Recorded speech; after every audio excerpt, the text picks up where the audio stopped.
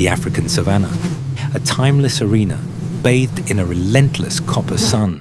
It is a world of brutal simplicity. Eat or be eaten, endure or be erased. And here, life is measured not in years, but in moments.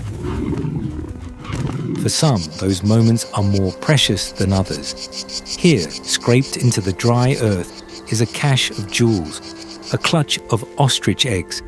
Each one is a 24-fold gamble against the odds, a fortress of calcium, holding the promise of the next generation. But this treasure is not unguarded. She is the matriarch, a 7-foot tower of maternal vigilance. Her duty is constant. Using her broad, beige beak, she gently turns the eggs. It is a delicate act for such a powerful creature, ensuring each one receives an equal share of the warmth. The heat is oppressive. Even a guardian must find relief. She steps a few yards from the nest, never too far, and collapses into the red dust, fluttering her drab wings to coat her feathers. It is a necessary defense against parasites. But for these few seconds, her head is low, her guard partially down. The bath is short. She rises, shaking off a plume of dust, and resumes her post. Her head, a tiny periscope on a long, pinkish-grey neck, swivels. Her massive eyes, larger than any land vertebrates, scan the horizon. They are her first and best defense. But danger here rarely arrives announced. Miles away, in the tangled scrub, a different kind of persistence is at work. The honey badger. He is a creature forged from spite and relentless hunger. He is not the biggest nor the fastest. He is simply the one who never ever gives up. His day has been fruitless. He is hunting a scorpion, his nose digging furiously at the base of a cracked termite mound. His long claws are a blur, sending dirt flying. He plunges his head into the hole and recoils, shaking his head. The scorpion has escaped. He growls in frustration. He moves on, anger and hunger driving him. He is a creature of pure appetite. And then he stops. He lifts his black nose to the wind. A new scent, faint but rich. It's not the scent of a hiding scorpion or a small rodent. It is the scent of plenty, the scent of eggs. His entire demeanor changes. The frustration is gone, replaced by a cold, calculating focus. He drops to a low crouch, using every blade of grass, every shadow as cover. He is no fool. He knows a prize this large is never left undefended. The mother senses it, a change in the air, a feeling. She stops her gentle preening. Her head snaps up, her neck rigid. She lets out a low, vibrating hiss, a subsonic warning. Stay away. The honey badger does not listen to warnings. He has calculated the distance. He explodes from the grass, a black and silver missile low to the ground, heading not for the mother, but for the eggs. It is a gamble on speed. She reaches him first, cutting him off from the nest. And now she unveils her true size. She spreads her wings, a 7-foot span of grey and white, and stomps the ground, hissing like a ruptured pipe. This is a threat display designed to terrify a lion. But the badger is not a lion. He is not impressed by size, he is annoyed by it. He feints left, then darts right. The mother's response is instant. She rears up on one leg and delivers a forward kick of terrifying force. Her 4-inch toe claw slashes through the air. The badger is too low, too fast. As the ostrich recovers, he lunges, snapping at her exposed pinkish-grey leg. His jaws are strong enough to crush bone, but the ostrich's reflexes are sharp. She dances back, her massive feet avoiding the trap. A stalemate. The badger circles, a relentless, growling shadow, probing for any opening. The ostrich turns with him, a living wall, her wings partially spread for balance, her gaze locked onto the threat. She will not let him get one step closer to her eggs. This noisy, dusty battle has not gone unnoticed. In a nearby jumble of rocks, another of the savanna's residents is foraging, the African-crested porcupine. He is a creature of the shadows, a quiet herbivore, who wants only two things: to eat roots and to be left alone. The sound of the ostrich's booming cries and the badger's angry growls carries on the wind.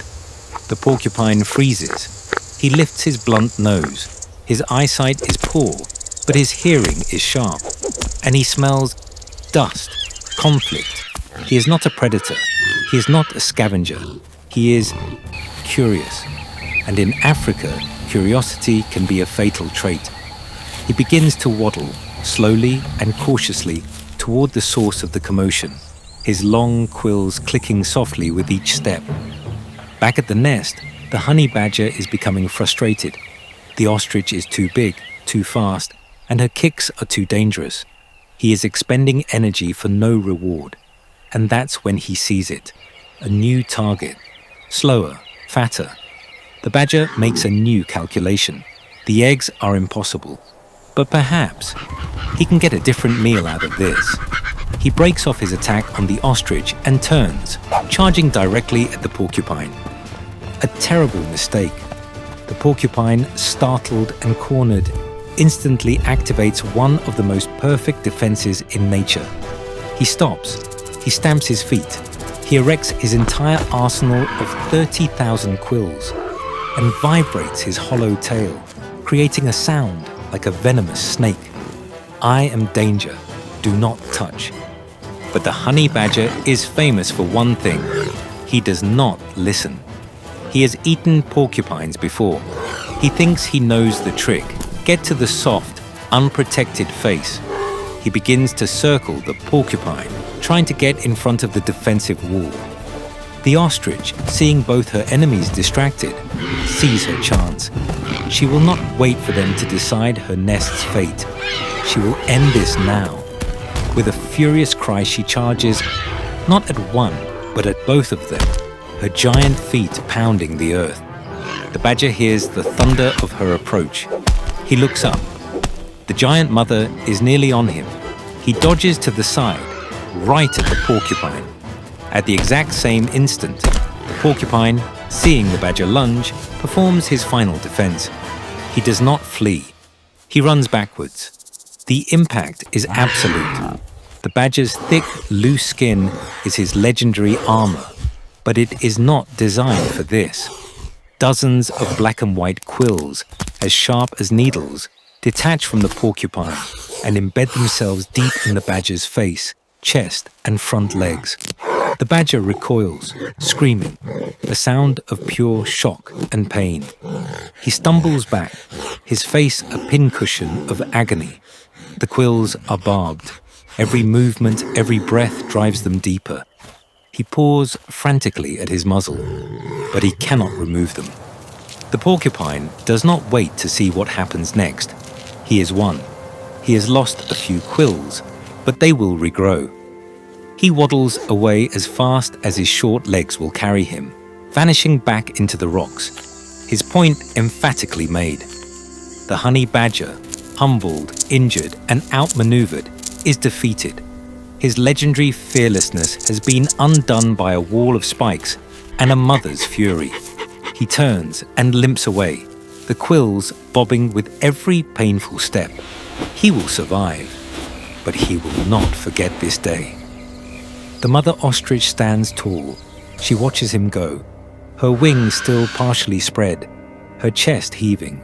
She does not relax until the badger is a small silver and black speck on the horizon. The battlefield is hers. As the sun bleeds into the horizon, casting the savannah in a soft orange light, she returns to her nest. The adrenaline fades, replaced by the instinct of care. She uses her beak to check each egg. 1, 2, 3. All 12 are safe. All are intact. She settles down, folding her long legs, and covers her precious clutch with the warmth of her own body. On the savannah, victory is not about dominance. It is about survival. It is about enduring long enough to see the next day. For this mother, and for the future she protects, The long, cold vigil of the night has begun.